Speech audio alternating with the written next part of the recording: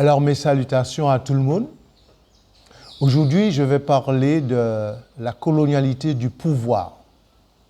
Alors, je vais faire un petit rappel, parce qu'en fait, l'exercice du pouvoir, c'est un ensemble d'idées qui sont structurées et qui nécessitent que je fasse un petit rappel.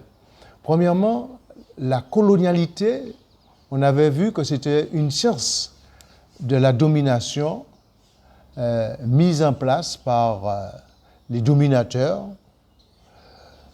disons occidentaux, caucasiens notamment. Donc ils ont institué la colonialité de l'être qui en fait met en place les principes de la racialisation du genre humain et notamment sa déshumanisation. Dans la colonialité de l'être, il y a aussi la colonialité du genre qui institue, disons, la primauté du masculin sur le féminin. Et c'est ainsi qu'on a des sociétés patriarcales.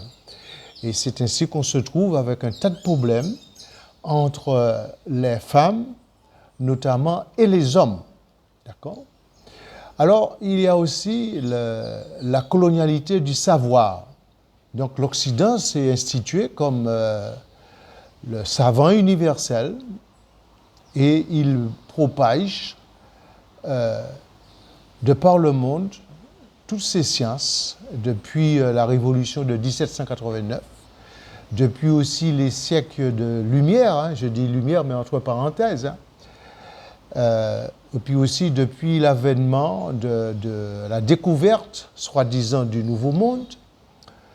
Et on voit que l'Occident, propage, c'est-à-dire arrive à mondialiser sa conception du savoir. Et là, maintenant, on arrive sur, ce qu'on peut appeler la colonialité du pouvoir. Alors, c'est quoi le pouvoir ? Il ne faut pas oublier que l'homme, c'est un mammifère, et comme tous les mammifères, il y a un effet grégore, c'est-à-dire groupal, qui fait que le groupe se réfère toujours à un élément, non pas dominant, mais un élément organisateur. D'accord ?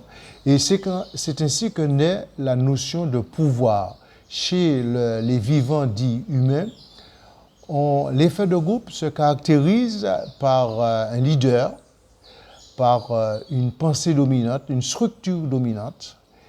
Et on voit bien que l'Occident, à travers tous ces principes, la colonialité de l'être, l'être-té, le genre, le savoir, commence à façonner un pouvoir de la pensée, c'est-à-dire dans la pensée occidentale, on voit naître, poindre à l'horizon le sens de la domination. C'est-à-dire qu'on a un principe bien politicien pour ça, qui est la démocratie. C'est la démocratie institue et arrive à structurer toute l'humanité à partir de ce qu'on appelle la démocratie. Alors donc vous avez une démocratie de la domination en Europe.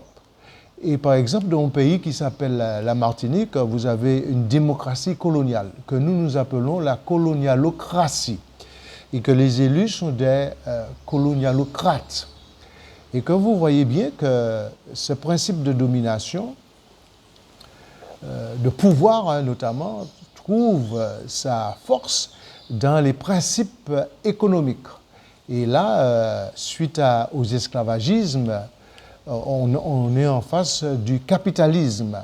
Un capitalisme économique qui met en opposition les capitalistes et puis la classe ouvrière, si vous voulez. Donc ça, c'est un principe de pouvoir, le pouvoir du capitalisme sur la société. Donc, on a tout le temps, si on regarde les savants occidentaux, il y a toujours un conflit de classe. Mais pour nous, Africains, ce n'est pas comme ça qu'on voit ça. Il y a un conflit permanent dans la vision de l'ordre et du désordre. On verra par la suite comment caractériser l'ordre et comment caractériser le désordre dans lequel nous sommes actuellement. Alors, donc, il y a aussi le pouvoir culturel, c'est-à-dire en fait, tout ce qui n'émane pas de l'Occident est considéré comme traditionnel, comme patrimoine. En fait, et tout ce qui relève de la culture occidentale est authentique. Et c'est là que nous voyons que le pouvoir a besoin de discriminer. Il discrimine le genre humain, il discrimine la science, le savoir, il discrimine l'idée de la culture. Donc, vous avez un phénomène culturel qui est dominant. Et on le voit aussi, cette caractérisation de colonialité du pouvoir, c'est dans l'éducation. On est assujetti à une éducabilité de la domination. Ce qui veut dire qu'un enfant qui naît avec tout un potentiel d'intelligence de l'univers, de l'intelligence cosmique, eh bien, il est déprécié par les structures occidentales de l'éducation. Nous avons une éducation qui vide totalement l'intelligence cosmique de toute sa science, de tout son potentiel de savoir, et l'éducation oriente l'intéressé, le scolarisé vers le concept du savoir occidental, du pouvoir occidental. Donc, on le voit aussi dans toutes les sciences, hein, je l'ai dit déjà, on a la science médicale, et là, nous sommes dans l'actualité de la science médicale. Normalement, la science médicale est faite pour activer la longévité du genre humain, et on s'aperçoit qu'en fait, cette science médicale, eh bien, elle devient génocidaire, elle devient aussi problématique pour assumer la longévité du genre humain. Et ça, c'est très grave, c'est une forme de pouvoir que l'on trouve chez l'Occident et qui tend à déposséder l'humain de son savoir naturel.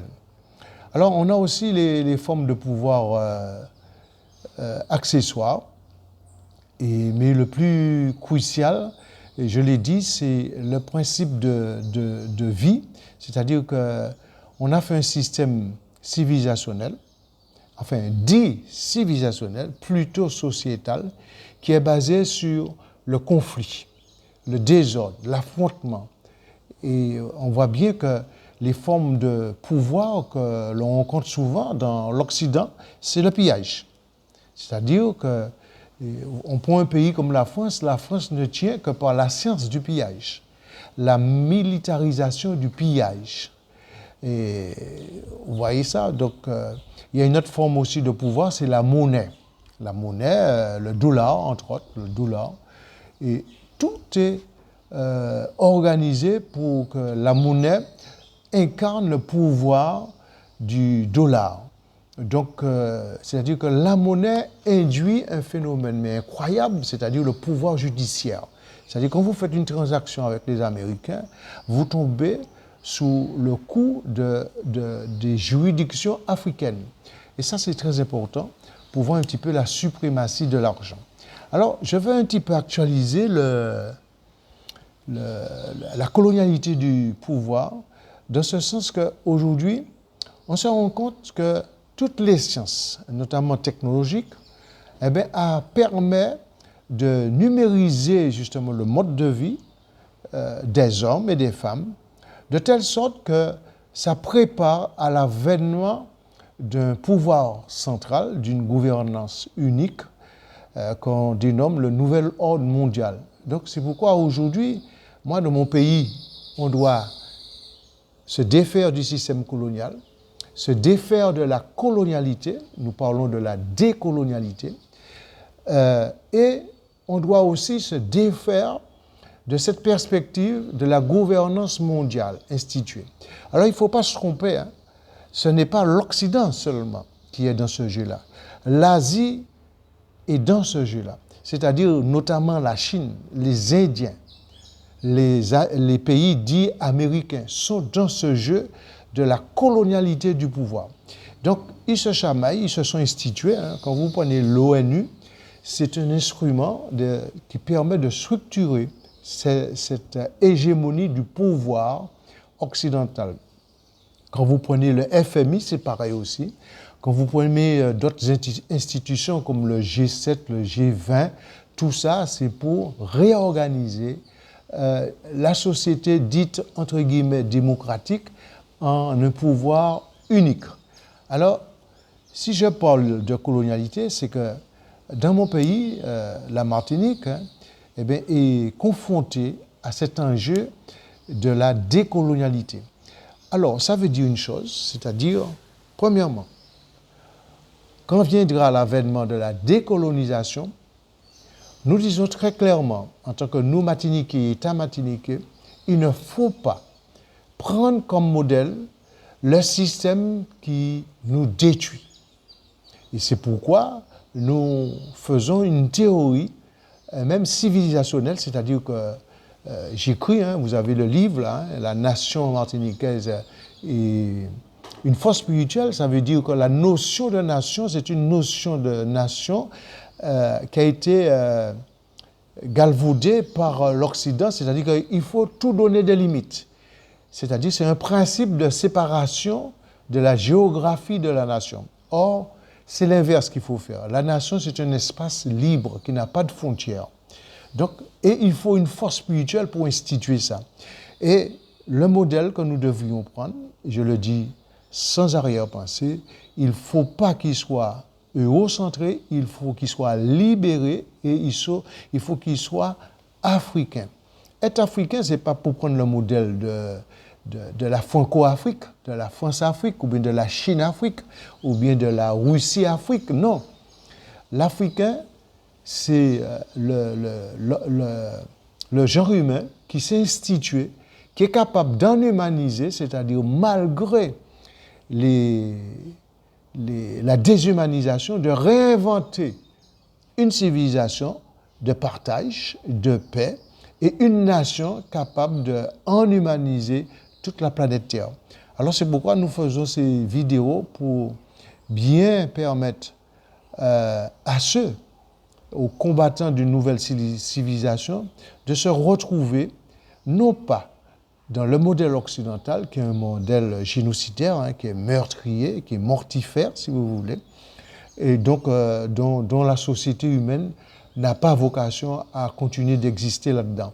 Donc il faut recréer le monde et recréer une autre civilisation de partage, je l'ai dit, d'harmonie, d'amour, il ne faut pas avoir peur des mots, et puis aussi trouver une nouvelle théorie.